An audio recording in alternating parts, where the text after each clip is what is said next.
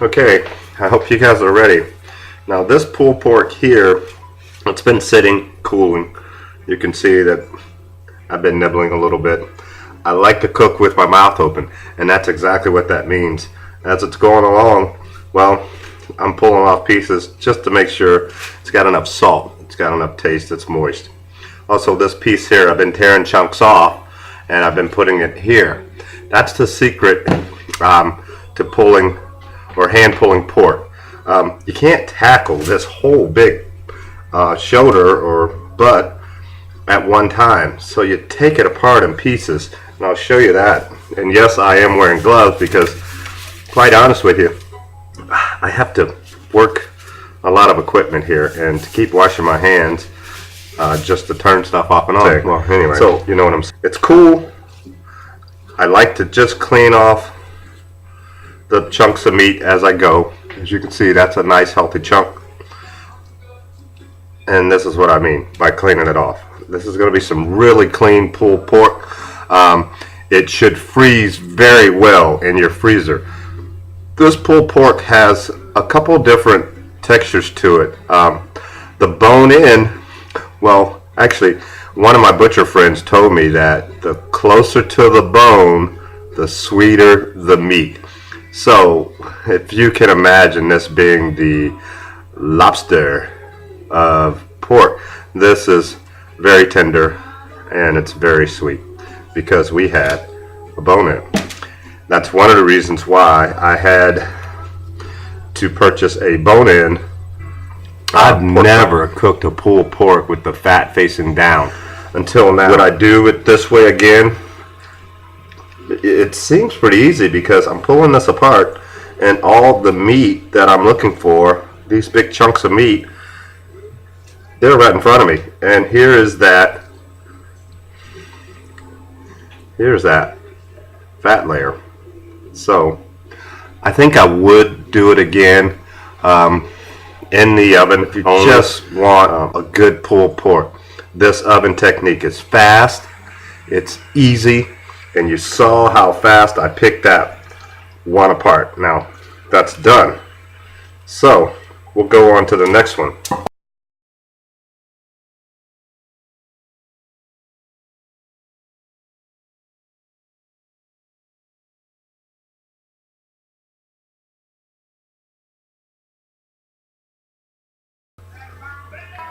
Discard that. Now I put a sheet of foil on my countertop. I don't have a really big kitchen here at home, so my countertop space is very limited. I'm using a piece of foil. Normally I can just roll it up and toss it. But now that I got both pieces together, we're going to hand pull this. Okay. You see how I know it seems like I'd be doing this for days, but you would be very surprised how fast this is going to go. You're in hostile territory. This is Ferrari. Make a name for yourself. Show us what you got.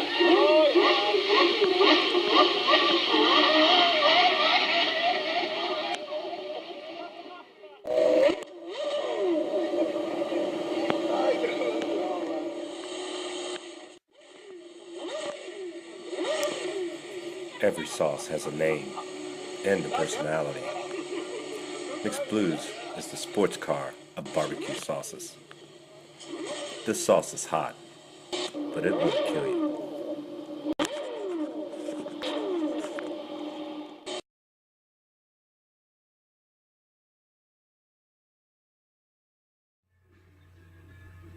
This is hand pulled pork.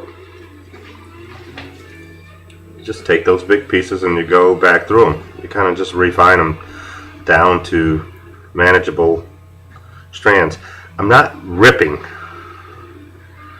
I'm not tearing. I call this a rip or tear. I'm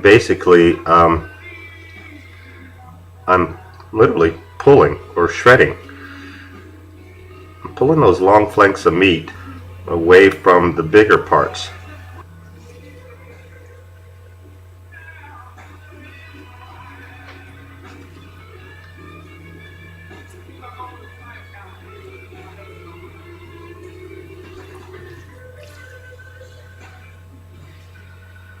There's several different textures.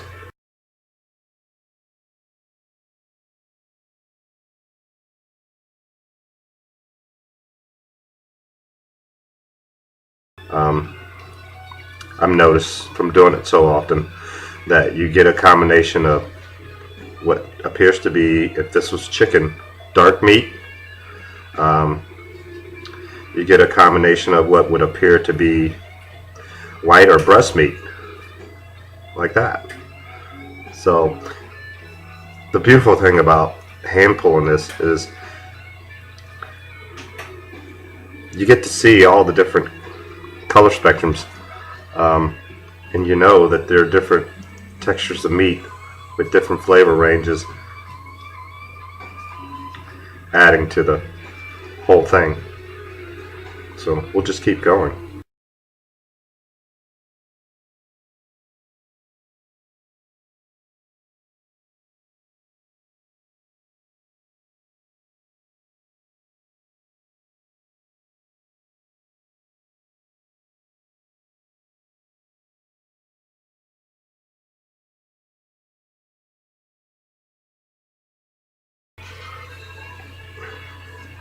This reminds me of more of, say, dark meat on chicken.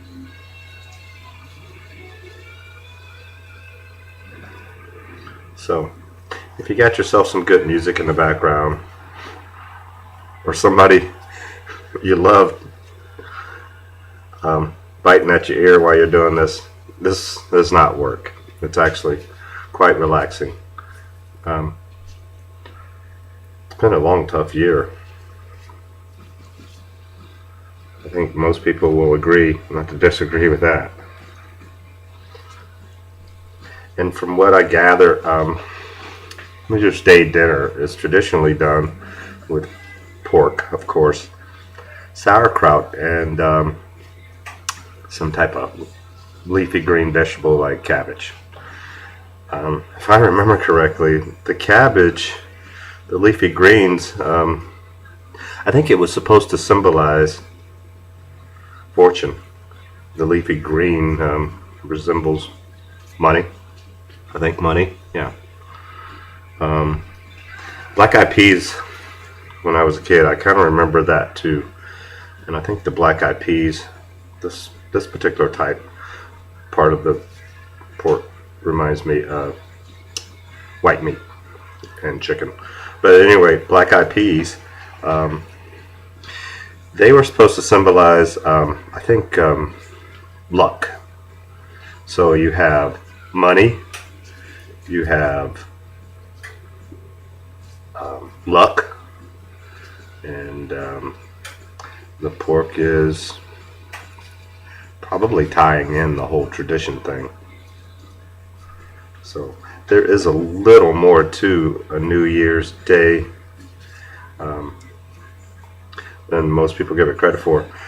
The sauerkraut that you're going to have on your own, you know, you don't have to stir in sauerkraut with this. If you're going to do sandwiches, you can make a pulled pork sandwich with the shredded pulled pork, as you can see, your sauerkraut on top of it, and whatever fancies you. It's a new year, so you do things your way, and hopefully it'll work out. We're just cruising right along, and believe it or not, we're almost done. So most people have on New Year's Day, if I'm not mistaken, some type of mashed potato. Starch product like potatoes always goes well with a meat product, like a protein product like pork. So you could literally take mashed potatoes, gravy or whatever, or mashed potatoes, put a helping of this shredded pulled pork on top of it, and then cover it with a sauce or a gravy, and you're in heaven. you can always add more seasoning. I didn't add a lot of seasoning to our raw pulled pork prep. I didn't do that because, you know, when you're doing a dinner like this, and this is such a large amount of meat, if you add too much, sometimes when you go back, look back on it, pull it out of the freezer, this is going to go in the maybe quart-sized bags, real flat, really fresh, and they're going to be what I don't use today, and what I don't share with friends. I'm going to pull it out of the freezer maybe February, halfway through January, when there's nothing going on, maybe Super Bowl, and I'll just let it thaw out at room temperature, and it's almost like I just did it. And we'll make pulled pork sandwiches, but without a lot of seasoning in the meat, well, it allows me to do a few more things. I'm not cornered. I can thaw it out, warm it up in the oven really slow, and I can add more seasoning, or I can do whatever I choose to do, because it has enough flavor from the juice and the fact that it cooked really slow at 250 degrees allowed me to really capitalize on its tender parts. It's very moist. I like to use the word voiced. Voiced is a combination of moist and voluptuous, I guess. This meat is really voluptuous, and it's moist. It's not dry in any way, shape, or form. It makes a noise when I move it. It's voiced. It's moist, and it's voicey, or voluptuous when it comes to an adjective. That's a good one for this. It's very, very turned out great. Don't want to overwork it. Once again, you just want to get it apart from itself and keep moving forward. We're almost done, and this video's ran for about 20 minutes, so I'm going to shut it down. When I come back, you're going to see the completed version of this hand. When this is done, I will not, and I repeat, will not stir in barbecue sauce. I don't know why. It's never been my thing to mix barbecue sauce in with the pulled pork. If I'm going to add barbecue sauce to this meat, it's going to be on a bun, stacked up high like that, and I'm going to add the barbecue sauce on the top. Maybe I'll put some coleslaw. Well, I put barbecue sauce on first, and then I'd put some coleslaw, and then I'd put it on a very good bun. But I never mix the barbecue sauce in with the meat. It almost seems to help break it down. And then when you run into somebody who doesn't like a particular barbecue sauce, or it doesn't stand tall to me. To each his own. Guys, I'm not saying I'm not a pulled pork. I don't own a pulled pork factory. I just know how to make a pulled pork, because it's not difficult. It's very simple. The first part of the video, all I used was my hands. I didn't really have to say anything, and that's what I'm basically trying to explain. You don't need any special tools. You don't need any special training. All you need is your hands. You can do this. It's not difficult. It's not for a special group of people. It's for anybody that wants to enjoy the rewards of this is cooking. Something that you could put into your budget. You buy one of these, if you have a really tight budget, ladies, you buy one of these pork butts, bone in, of course. You cook it, and you come back and you tear those big hunks of meat off, like I did, and you freeze this. You can eat it down the road. It'll stretch your budget. It'll make things in your freezer. You can add it to certain type of food items, like I said, mashed potatoes. So it'll make your freezer look fuller. You don't have to just keep running back and forth to the store trying to find stuff to feed your family every day. And I believe that if you can process, freeze, store, it's a lot easier on you. I know it's tough, but that's the only reason why I bought these, because I'm going to process, freeze, and store for a rainy day. This will save me the hassle of doing a pulled pork again until spring or a little later than that. Also, I have a scrap bowl over here where I was throwing the fat and bits and chunks of meat. If you have an animal, your best friend running around watching you right now pull this meat, he's probably wondering how much of it he's going to get. I don't throw that away. I have a lot of friends with animals, so I go back through that. I render out all the unhealthy fat. I leave a little bit.